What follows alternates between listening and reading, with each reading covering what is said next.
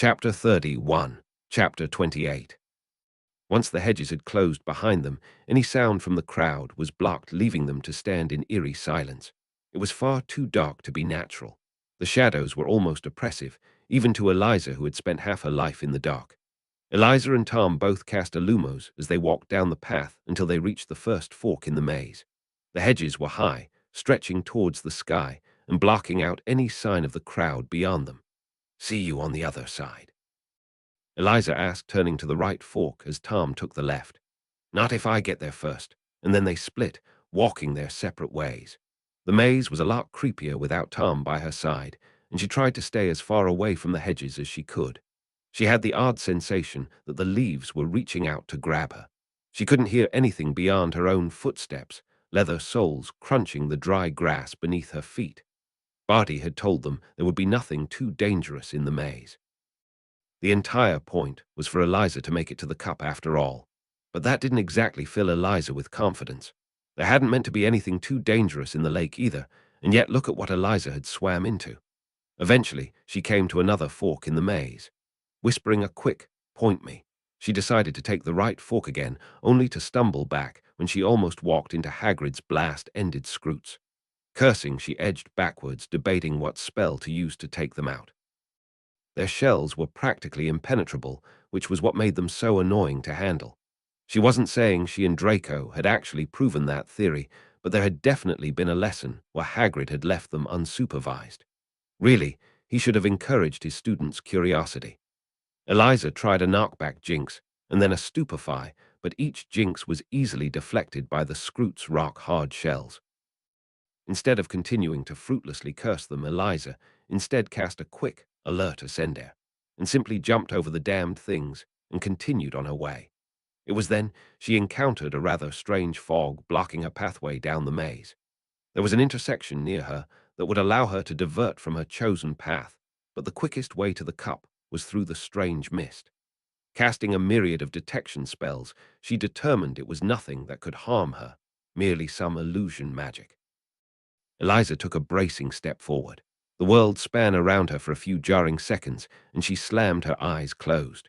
When she cracked them open again, she found that the sky was beneath her. She was stood upside down on the ground.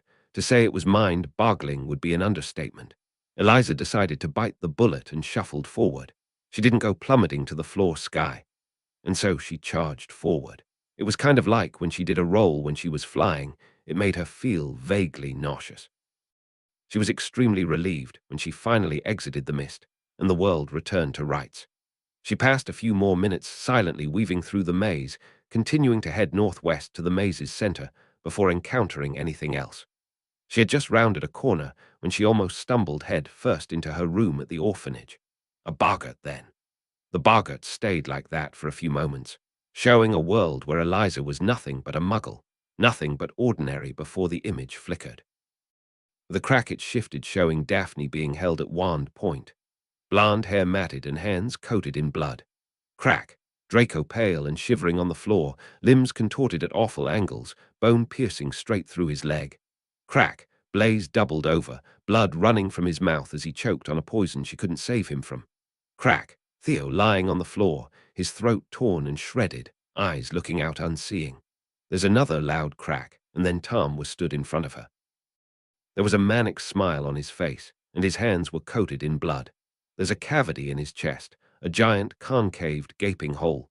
She could see his bone-white ribs, could see the hollow cavity where his heart should be pounding.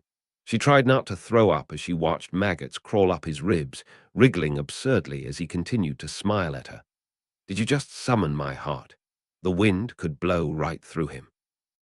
"I wanted to see if you had won. Ridiculous," Eliza shouted, wand hand wavering as she faced down the boggart. The boggart shifted. Tom was still stood in front of her, but this time he was surrounded by ducks, just like he had been from the duel all those months ago. "Really, darling," his doppelganger said, and his face was so exasperated that Eliza let out a bark-like laugh, and the boggart retreated. She continued on through the maze. 10 minutes passed, and Eliza hit 2 dead ends as she traversed the maze. The maze grew darker and darker. The hedges looked more vicious as she continued on, which reassured her that she was on the right track when she suddenly heard a yell. Darting around the hedge, Eliza paused when she saw Diggory caught in a floor trap in front of her, the grass climbing and weaving around his feet as he struggled.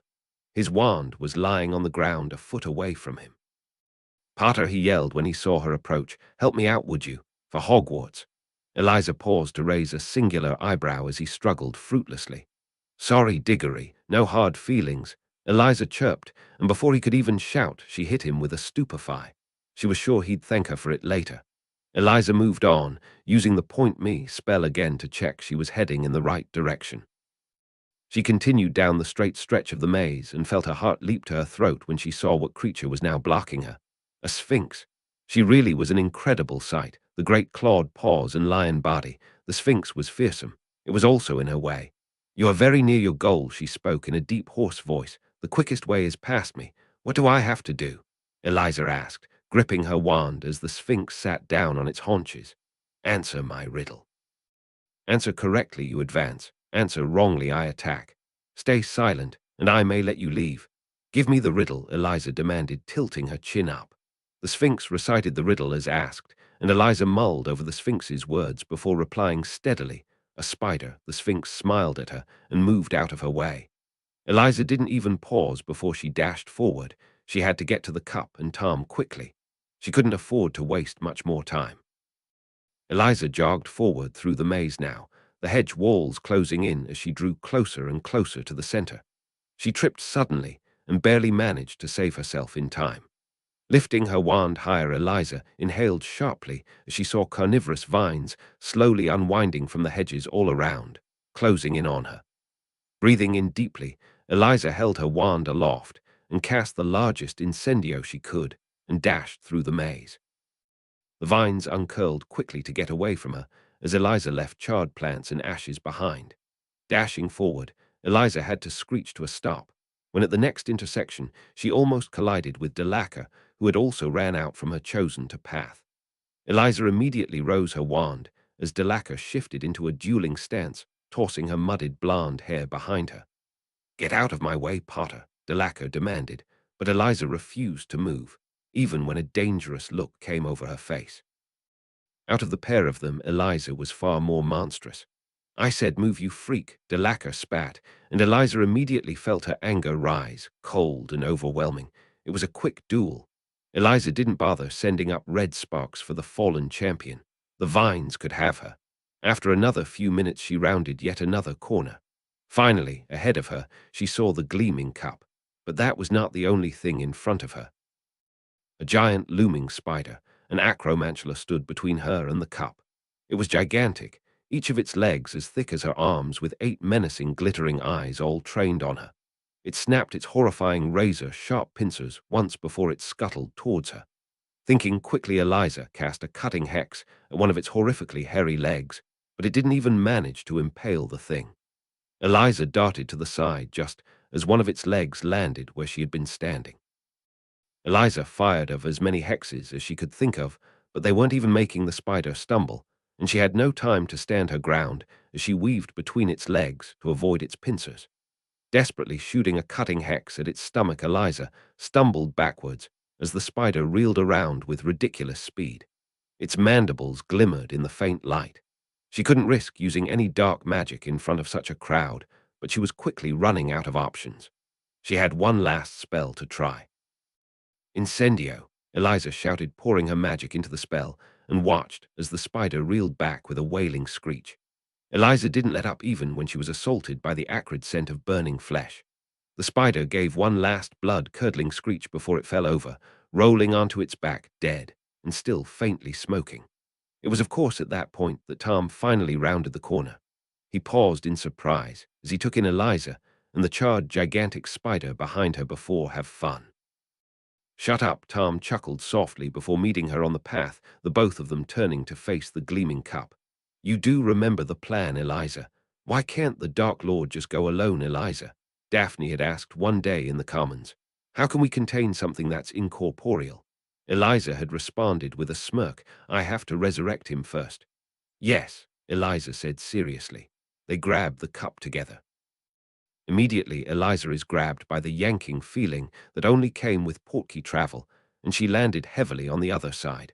jarring her ankles as she made impact with the ground. She let the cup fall from her hands, clattering to the ground, and drew her wand nervously. Tom had already disillusioned himself beside her to avoid being spotted. The element of surprise was one of the only things that could give them an edge over Voldemort. They were in the old section of the little Hangleton cemetery. The graves and tombstone statues were littered around them, creating an ominous backdrop against the night that closed in around them. There was a yew tree to the right of them, and all around they are surrounded by rolling hills, completely isolated.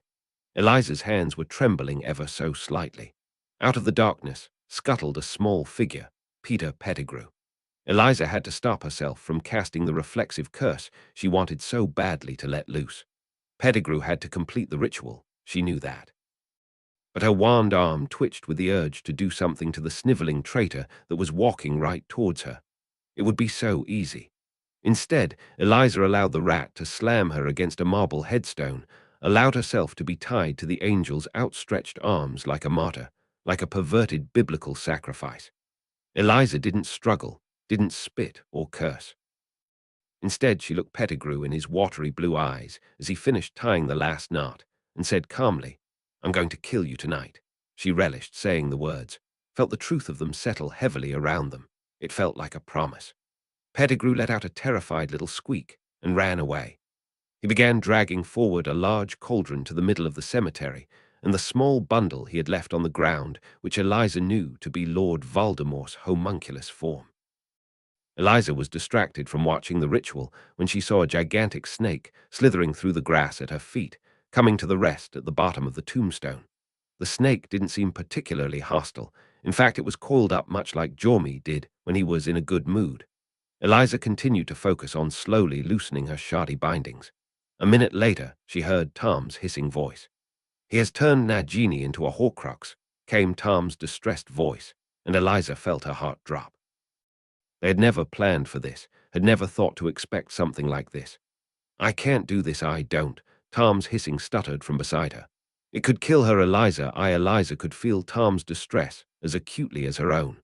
"Stop," she hissed back as discreetly as she could as she kept an eye on Pettigrew, who was still struggling with the cauldron. "We continue as planned. You having 2 Horcruxes left won't affect anything. Everything is fine, Tom." He let out an audible, relieved sigh beside her. "Has she agreed to work with us?" Nagini coiled further around the headstone, her head raising up so she could look at Eliza. "You are helping my master. I have told Master I will help protect Little Speaker as you are saving Master." Eliza nodded, and Nagini sunk back down. Tom disappeared again to avoid risking detection. Eliza breathed out slowly. Hopefully, that would be the last diversion to their plans tonight. She already felt uncomfortable, could feel her heart pounding in her chest as anticipation thrummed through her. They couldn't encounter any more problems. They couldn't afford for anything to go wrong. "It is ready, Master," came Pettigrew's sniveling voice as he finally readied the cauldron. Pettigrew's whole body was shaking as he approached the homunculus. He picked it up with barely concealed revulsion before he slowly lowered the homunculus into the simmering cauldron. "Bone of the father unknowingly given you will renew your son," Pettigrew incanted haltingly, and Eliza itched to make him bleed. The grave beneath her cracked open. A fine trickle of dust rose into the air and fell softly into the cauldron that began spitting madly. Pettigrew whimpered as he drew a long silver ritual knife from inside his robe, breaking down into petrified sobs that had Eliza wrinkling her nose in disdain. "Flesh of the servant willingly given. You will revive your master." He stretched his right hand in front of him, the one with the missing finger, and raised his dagger high above himself. Eliza watched in intrigued fascination as Pettigrew sliced off his own hand with the enchanted dagger. A scream pierced the night, and a sickening splash echoed from the now blood-red potion as Pettigrew's hand dropped in it.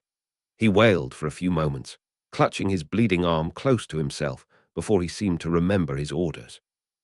Pettigrew scuttled over to her, clutching the dagger and his bleeding stump as sobs were torn from his throat. "Blood of the enemy, forcibly taken. You will resurrect your foe." She and Tom truly had no idea how this would affect the ritual, but they had hoped for the best. Voldemort still considered Eliza Potter his enemy. The pair of them had figured the placebo effect would be enough. Eliza restrained herself as Pettigrew brought down the dagger, slicing open her left arm. Eliza barely felt the pain through her seething, roiling anger. Not long now. Eliza watched intently as Pettigrew stumbled back to the cauldron with a phial of her blood. The second Pettigrew completed the ritual, Eliza would free herself. It was a shame she wouldn't have as long with the rat as she would have liked, but Eliza had no problem with brutal efficiency. Pettigrew dropped her blood into the cauldron. Now, Eliza ripped through her binds with her magic as Pettigrew slumped to the ground. Cauldron behind them began to emit a brilliant white light. Pettigrew scrambled for his wand the second he realized she was free, but he was too late. Eliza aimed her ever-faithful wand at the sniveling coward and cast the most brutal curse she knew. Pettigrew let out a horrible, mangled scream as he was quite literally skinned alive. His skin peeled away from him in a matter of seconds. The curse would soon go on to shrivel his organs and then break down his bones. A quick death. A painful death. For betraying Sirius, for pushing the domino that led to the worst moments of Eliza's life. It was nothing that he didn't deserve. She was just sad she couldn't look into his eyes while it happened. The cauldron was steaming now, and Tom finally came to stand beside her, dropping his disillusionment charm. Eliza could feel the tension coursing through him as they both slipped into rigid dueling stances. They had planned for this, been working towards this very moment the entire year. That did nothing to smother the fear coursing through her veins. Through the mist in front of them, she saw the dark outline of a man, tall and skeletal and frightening. He moved from the cauldron, pulling a robe over his head, and seemed to pause, taking in the sight of Pettigrew's torn, savaged body. Eliza watched as he stretched out his arms, seemingly studying his new body, before he plucked Pettigrew's wand from his still warm corpse. The mist cleared. Whiter than a skull, with livid scarlet eyes and a looming skeletal figure, he turned to face them. Lord Voldemort had risen again. "Ah, the Chosen One," Voldemort greeted in a high, cold voice that Eliza still remembered from her first year, that she still heard echoes of in her nightmares. They watched as he wrapped his unnaturally long fingers around an unfamiliar wand, studying them curiously. "I would have thought Wormtail would have disposed of your pet brat by now." He turned away from the sight of Pettigrew's body, dismissing him. "No matter. I'm afraid you're wrong about me being a pet brat," Tom said liltingly, standing rigidly next to her. Voldemort let out a high, cold laugh before he finally looked at Tom properly. Then the man, if a man he could even be called, reeled back in shock, red, slitted eyes widening. "You," Voldemort almost screeched, taking one large step forward. "You insolent little Horcrux," he spat out viciously. Tom's wand hand twitched beside her, but he doesn't raise it. "Not yet." "Are you willing to listen to me?" Tom asked clearly. "Join me. Join me, and we can finally achieve what we have worked for so long." Eliza pretended not to notice the soft plea in his voice. She knows it hurt Tom to see himself like this, to see what he would become. "I have achieved our goals," Voldemort roared angrily. "I am immortal, Horcrux. I am your god," Voldemort growled, lips curling to reveal two sharp teeth as he moved forward again. Tom finally raised his wand hand. They had expected this, expected resistance from the husk of a soul that contained most of Tom's memories. They had hoped Voldemort would recognize his own soul piece, that he would acknowledge his words. She can now see how far gone Voldemort really was. It's a strange thought, knowing that her Tom could have grown, did grow into the monstrous figure before her. She wondered what might have happened if things had just been that bit different. If she hadn't gone to the orphanage, if she hadn't found her court, if Ginny Weasley had never bumped into her and dropped an old ratty diary on a corridor floor. "You are wrong, Voldemort," Tom said, and Eliza shuffled backwards discreetly, but paused at Tom's next words, an echo of what she had once told him. "We don't become guards. Men only become monsters." Both Tom and Voldemort cast their first spell at the same time. There was no warm-up, no easing in or any bows. There was just violence, violence and anger, and the desperate need to stay alive. Tom and Voldemort clashed in a frightening flurry of spells. Eliza couldn't even name half of them, and she backed away as they dueled one another. Voldemort wasn't even using his own wand, hadn't even had time to become familiar with his new body, and yet he was still vicious, still terrifying. They tore the graveyard apart around them as they traded spells. The magic was so thick in the air, she could practically taste it on her tongue as bright flashes of light erupt around them. And as she watched them with her heart in her throat, the only thing she could think of was that at one point in time this was supposed to be her, that she was the one expected to be facing this monster, and she wondered how the hell she was ever supposed to survive it. And then she remembered she was never supposed to. Her hand clenched and unclenched around her wand as she watched the duel. Watched Tom fight harder than he ever had before, sweat pouring off him. They hadn't wanted to risk Eliza dueling against Voldemort. Not when they knew Voldemort would be aiming to kill, not when they had an unbreakable vow hanging over their heads. They didn't know what would happen, but Eliza had never felt as helpless as she did now. Never felt so helpless than she did watching Tom face off against a monster who could predict every move he was going to make. Tom was losing ground. It was clear to see that Voldemort was playing with him until he could destroy his unruly Horcrux. "I am indispensable," she heard him hiss between spell fire. "But you well-I can always make another." Voldemort cast Fulgur. A giant bolt of lightning headed towards Tom, and Eliza was reminded of their mock duel in the chamber. Tom caught the lightning bolt in a tight whirlpool of water. The water crackled viciously, and Eliza watched incredulously as Tom shaped the water to take the form of her Kelpie, directing it to charge at Voldemort. Voldemort conjured roaring vicious flames, and the water evaporated into thick steam, the smell of ozone lingering in the air.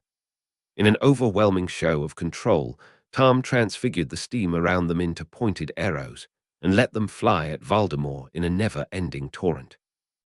Voldemort swept them all away with a large slash of his wand, but a few managed to sneak through his shield. Eliza and Tom both watched in horror as Voldemort glanced down at the arrow that had pierced his shoulder like it was an irritating pest. He reached up with one hand and yanked it out viciously, tossing it onto the floor. Only a thin trickle of blood left the wound. Voldemort grinned wildly and cast another spell. Only become monsters. The two went back to dueling viciously, dark magic permeating the air, and Eliza's heart stuttered when she saw a nasty hex cut through Tom's shields. Her magic leapt out around her, even though she could do nothing to overtly interfere with the duel. She doubted she could watch any longer, though, not when Voldemort was flinging dark curse after dark curse at Tom, who was growing weary. Tom was slowing down, but Voldemort wasn't tiring. He moved quickly in a never-ending assault. Hopelessly, she thought that it was only a matter of time. Then she felt her magic brush up against something that made it leap and crackle. There was a sort of awareness tickling at it slightly, something old and familiar, dark and heady. Eliza didn't waste a moment before she plunged her magic into the ground around her, letting it course through her and act how it wished. She felt it tugging at her, rushing down through her veins, and she panted heavily as she felt her magic rip through her as it never had before, leaving her shaking and struggling to stand. A rotting arm broke through the ground next to her. Eliza had to muffle a scream. All around her graves awoke their sleepers. Dead, rotting corpses crawled out from their shallow graves as Eliza tried not to heave. Neither Tom nor Voldemort had noticed yet, and Eliza watched as the Inferi, for that was the only thing they could be, slowly crawled and staggered towards Voldemort. Eliza clutched onto the grave in front of her, leaning on it heavily as her magic slowly calmed down, and 10 disgusting corpses converged around Voldemort. She thought she saw Pettigrew among them, a bone-white skeleton with pieces of skin clinging absurdly onto the bleached bones. They had both forgotten about little Eliza Potter, crouched and hiding in the graveyard, had forgotten all about the girl who had just woken the very dead themselves. Voldemort reeled back in shock as he took in the limping, mangled Muggle corpses surrounding him before he leapt into action. The Inferi screeched and wailed as fire leapt and scorched them, but as he fended off, one another took its place. Voldemort cast a ring of fire around himself, warding off the Inferi, and Eliza watched sickened as they threw themselves through the flames. They would do her bidding. Old collapsed arteries infused with her own magic, propelling them relentlessly forward. Voldemort was too preoccupied with the dead to return his attention onto Tom. Brave, smart, protective Tom, who took Voldemort's distraction to finally land a finishing blow. The second she saw Voldemort freeze, his flames stutter, she called back her magic and felt sick when the bodies she had called forth all slumped down limply, now nothing more than normal corpses. Her magic still felt the same, the faint lightning crackle that always filled her veins, but Eliza's heart still pounded wildly in her chest. She staggered forward until she was at Tom's side. The pair of them were pale, shaking, and haggard, but at least Voldemort was petrified at their feet. "Hello, little necromancer," Tom greeted, voice rough as gravel. Eliza didn't reply, too exhausted to formulate the words, but she snapped to attention when Tom shifted and winced with a low groan. Do we have to do this now?" Eliza asked hesitantly, eyeing Tom with blatant worry. "Could we not do it later? You think that Hex is going to hold him for long?" Tom hissed viciously. He didn't have his own wand. He had been freshly resurrected, and we barely managed to beat him. "But yes, Eliza, we can wait." Eliza didn't let his harsh words bother her. She could read the panic in those dark eyes, the weariness in the set of his brow. Instead, Eliza gently took the chalk that Tom had brought with them from his clenched hands and began to draw the circle for the ritual on the ground. Tom didn't protest. He was still breathing harshly, his hands trembling from his white-knuckle grip on his wand. Nagini slithered up to them, resting just beyond the line of the circle, keeping her unblinking eyes trained on Voldemort. "Is little speaker healing master now?" Nagini hissed, tail twitching in agitation. "Yes, precious," Tom hissed as he came to stand in Eliza's now completed runic circle. "We are going to heal now." Tom lowered himself to the ground with a low curse, and Eliza watched him, worry increasing, but Tom waved her off.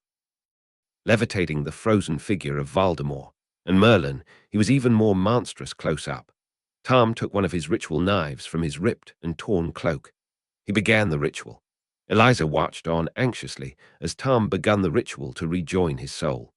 Listened on as he began to incant, raising the dagger and slicing it across his right palm before doing the same to Voldemort's left, digging it in harshly to draw enough blood. Voldemort was like a marble statue.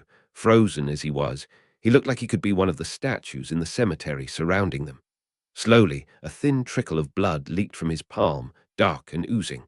With one last stuttering breath, Tom slammed their hands together.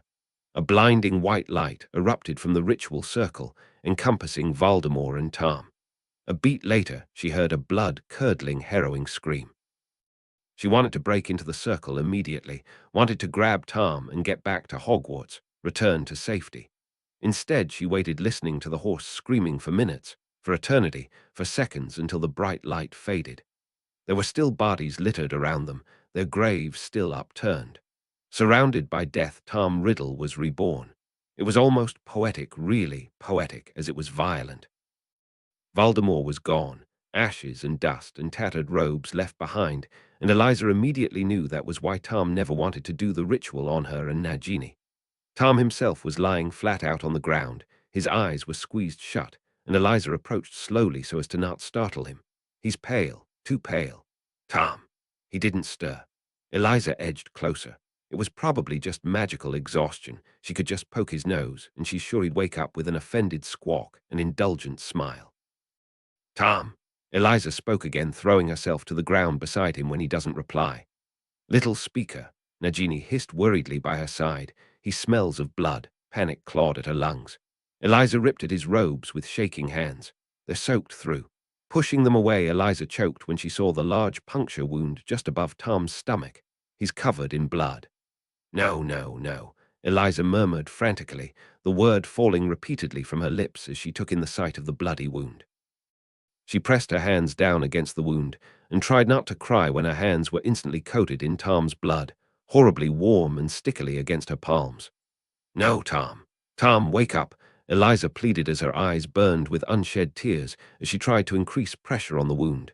He didn't move. His eyelids didn't even flicker. "You know I'm shit at healing spells," she choked out. Breathing stuttered as she tried to fight back the panic. "Come on, please," she begged. "You have to wake up." She repeated the words like it was a prayer. He didn't move. He was barely breathing. She didn't know what to do. He was bleeding out in front of her, dying in front of her, and she didn't know what to do. She sobbed as she tried to stop the bleeding, bundling up his robes and pressing them against the wound, her air rings digging into her hand harshly as she increased the pressure, something else on her wrist getting caught on a loose thread as she shuffled them around. It took a few moments to register what it was through her panic-hazed mind, but then it hit her with a startling clarity. Her Malfoy bracelet. Gripping onto Tom as tightly as she could, she slammed her eyes shut as she fed her depleted magic into the bracelet. "Tauja's pure," she shouted desperately. The portkey pulled them both away.